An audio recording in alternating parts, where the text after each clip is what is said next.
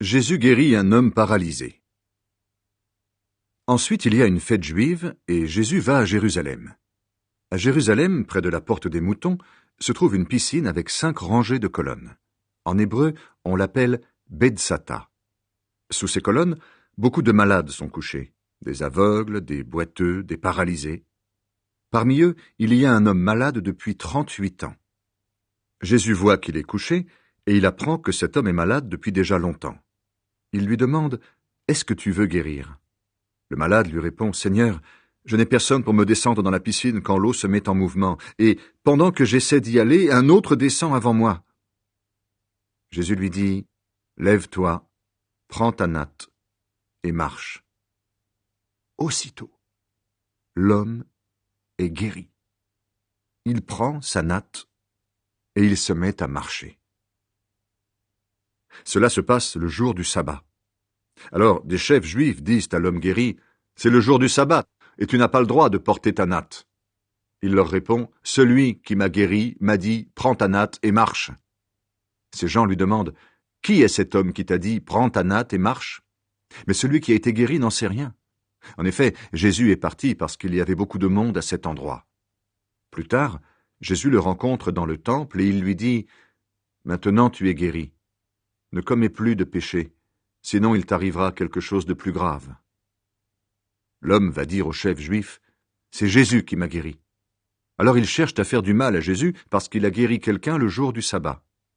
Mais Jésus leur dit « Mon Père travaille depuis toujours, et moi aussi, je travaille. » À cause de cette parole, les chefs juifs cherchent encore plus à faire mourir Jésus. En effet, Jésus ne respecte pas le sabbat, mais surtout, il dit que Dieu est son Père, et ainsi, il se fait égal à Dieu. Le Père a donné tout son pouvoir à son Fils. Jésus reprend la parole et dit « Oui, je vous le dis, c'est la vérité. Le Fils ne peut décider lui-même ce qu'il doit faire. Il voit ce que le Père fait, et il fait seulement cela. Ce que le Père fait, le Fils le fait aussi. Le Père aime le Fils, et il lui montre tout ce qu'il fait. Il lui montrera des actions encore plus grandes, et vous serez très étonnés. En effet, le Père réveille les morts, et il leur donne la vie. De la même façon, le Fils donne la vie à qui il veut. Et le Père ne juge personne, mais il a donné au Fils tout le pouvoir pour juger. Ainsi, tous respecteront le Fils, comme tous respectent le Père.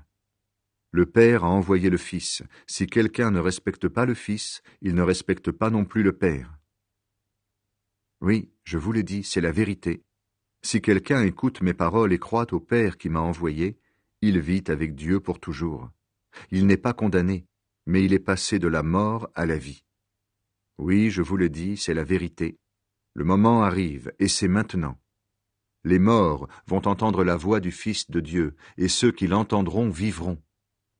Le Père possède la vie. Le Fils aussi possède la vie. C'est le Père qui lui a donné cela. Et il a donné au Fils le pouvoir de juger parce qu'il est le Fils de l'homme. Ne soyez pas étonnés de toutes ces choses. Le moment arrive où tous les morts qui sont dans les tombes entendront la voix du Fils de l'homme. Alors ils sortiront de leur tombe. Ceux qui ont fait le bien se relèveront de la mort pour vivre. Ceux qui ont fait le mal se relèveront de la mort pour être condamnés. Le Fils de Dieu a plusieurs témoins. Je ne peux rien faire par moi-même. Je juge d'après ce que le Père me dit, et mon jugement est juste. En effet, je ne cherche pas à faire ce que je veux, mais à faire la volonté de celui qui m'a envoyé. Si je suis témoin pour moi-même, ce que je dis n'est pas valable. Mais c'est quelqu'un d'autre qui est mon témoin, et je sais que son témoignage à mon sujet est vrai. Vous avez envoyé des messagers à Jean-Baptiste, et il a rendu témoignage à la vérité. Moi, je n'ai pas besoin qu'un homme soit mon témoin, mais je dis cela pour que vous soyez sauvés. Jean était comme une lampe qu'on allume et qui éclaire. Et pendant un moment, vous avez accepté de vous réjouir à sa lumière. Mais j'ai pour moi un témoignage plus grand que celui de Jean. En effet, le travail que le Père m'a donné à faire, le travail que je fais, me rend témoignage et il montre que le Père m'a envoyé. Et le Père qui m'a envoyé est aussi mon témoin. Mais vous n'avez jamais écouté sa voix et vous n'avez jamais vu son visage. Vous ne croyez pas celui que le Père a envoyé, c'est pourquoi vous n'accueillez pas ses paroles. Vous étudiez les livres saints et vous pensez trouver en eux la vie avec Dieu pour toujours. Et ce sont les livres saints qui me rendent témoignage, mais vous ne voulez pas venir à moi pour avoir la vraie vie. Je ne désire pas que les gens me fassent des compliments, mais je vous connais. Vous n'avez pas en vous d'amour pour Dieu. Moi, je suis venu de la part de mon Père, et vous ne voulez pas me recevoir. Mais quand quelqu'un d'autre décide lui-même de venir, vous le recevez. Vous aimez vous faire des compliments les uns aux autres, mais vous ne cherchez pas la gloire qui vient de Dieu seul. Alors, comment pouvez-vous croire? Ne pensez pas que je vous accuserai devant mon Père. Vous mettez votre espoir en Moïse, et c'est Moïse qui vous accusera. En effet, si vous croyiez en Moïse, vous croiriez aussi en moi. Oui, Moïse a parlé de moi dans ses livres, mais vous ne croyez pas ce que Moïse a écrit. Alors, comment pouvez-vous croire ce que je dis?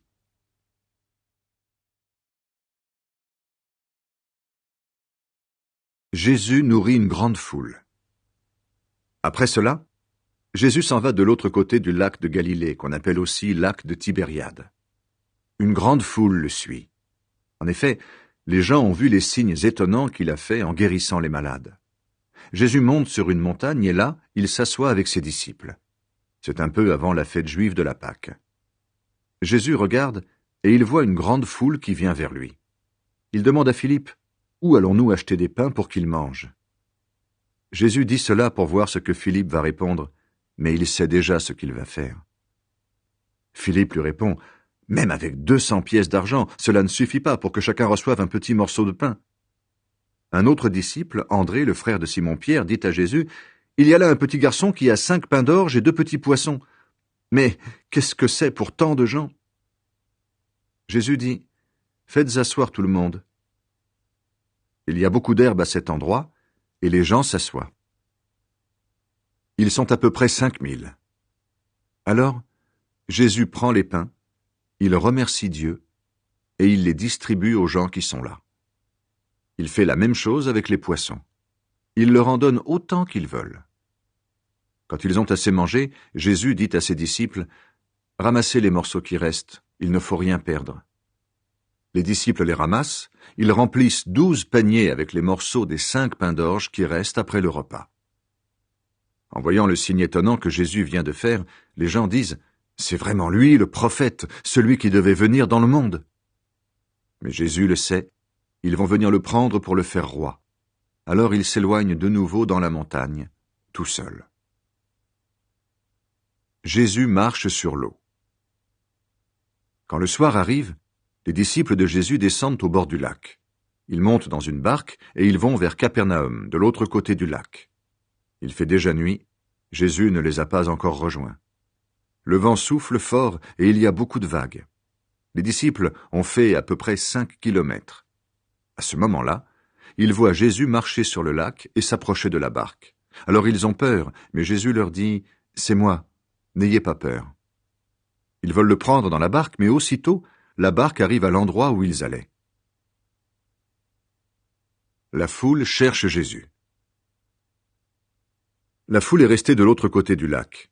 Le jour suivant, les gens voient qu'une seule barque est partie. Ils le savent, Jésus n'est pas monté dans la barque avec ses disciples. Les disciples sont partis seuls. Mais d'autres barques viennent de Tibériade. Elles arrivent près de l'endroit où les gens ont mangé le pain après la prière de remerciement du Seigneur. La foule voit que Jésus et ses disciples ne sont pas là. Alors ils montent dans les barques et ils vont à Capernaum pour chercher Jésus. Jésus est le pain qui donne la vie. Les gens trouvent Jésus de l'autre côté du lac et ils lui demandent « Maître, quand est-ce que tu es arrivé ici ?» Jésus leur répond « Oui, je vous le dis, c'est la vérité. Vous me cherchez seulement parce que vous avez mangé autant de pain que vous avez voulu. Mais vous ne me cherchez pas parce que vous avez vu des signes étonnants. Ne travaillez pas pour la nourriture qui s'abîme, mais travaillez pour la nourriture qui dure et qui donne la vie avec Dieu pour toujours. Cette nourriture, le Fils de l'homme vous la donnera. En effet, le Père, qui est Dieu lui-même, a donné son pouvoir au Fils. » Les gens demandent à Jésus, « Qu'est-ce que